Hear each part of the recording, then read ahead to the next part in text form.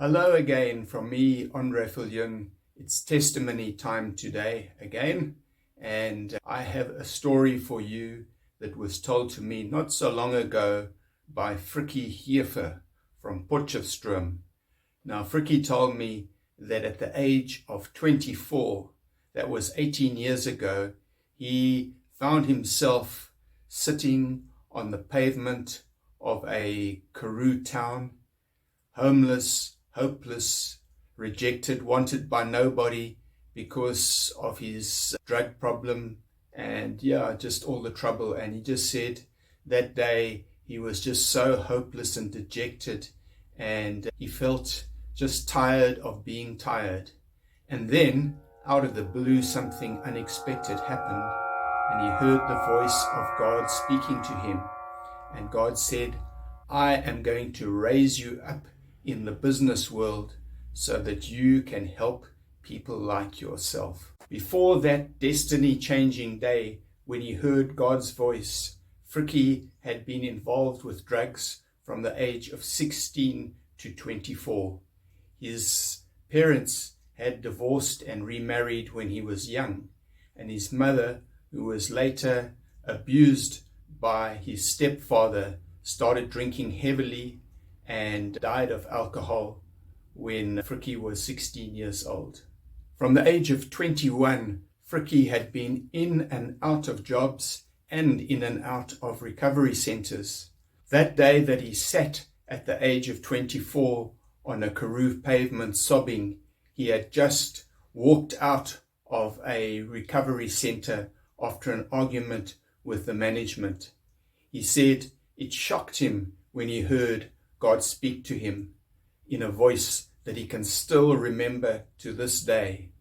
He said it seemed unbelievable, but it shook him into belief and purpose. So much so, he said, that from that day on, it was what he lived for, pursuing God's will. And he said that he went back into a recovery center, and after 6 months, when he was discharged, he began to start working on mending his broken relationship with his father. And very importantly, he started working. Frikkie says, "I started working from the bottom up. At first, I couldn't help people financially, but I could encourage them. And as time went, he got to the point where he was able to start sowing a little bit into people's recovery. And eventually, he got to the point where he was able to pay fully for their recovery. 10 years down the line, he started his first recovery center in Potchefstroom. And Frikkie says it's crazy how they have grown since then. His success in business has also been remarkable. A rubber roofing operation he bought as a small business turned over 150 million rand last year. He expects it will generate 250 million rand this year and reach 500 million in the next 2 to 3 years. Frikkie emphasizes that for him, business is a means to introduce people to Jesus, according to the pattern that God gave him when he said he would raise him in the business world to help others like himself. I believe that God's called me to change the way that people recover. You know, everybody in the world is making addiction out to be this big giant, but that is a lie. It's not a giant. It's an uncircumcised Philistine. It's done. It's dusted at the cross. Jesus defeated it, he said. While his rehabilitation centers have excellent facilities, nurses, pastors, and programs, he believes the key to their success is that they do everything they can to get people to know and experience God. We take these people from off the street, we put them in recovery, and afterwards we train them up to work in the businesses, and they flourish. They start living life the way that it should be lived. I believe that's revival. It's when you can take a guy off the street, give him recovery.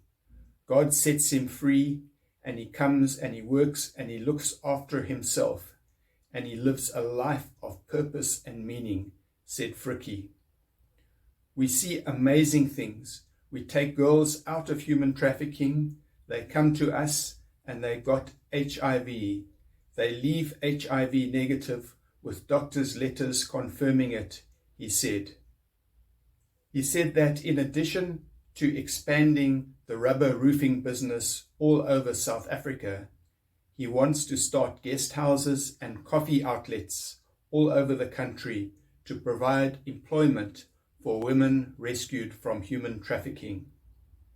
Frikkie said his wife, Benita, manages the finances of their rehabilitation centers. It's a big balancing act, he said, because while they sponsor as many people's recovery as they are able to, they have to run the operation like a business in order to be sustainable.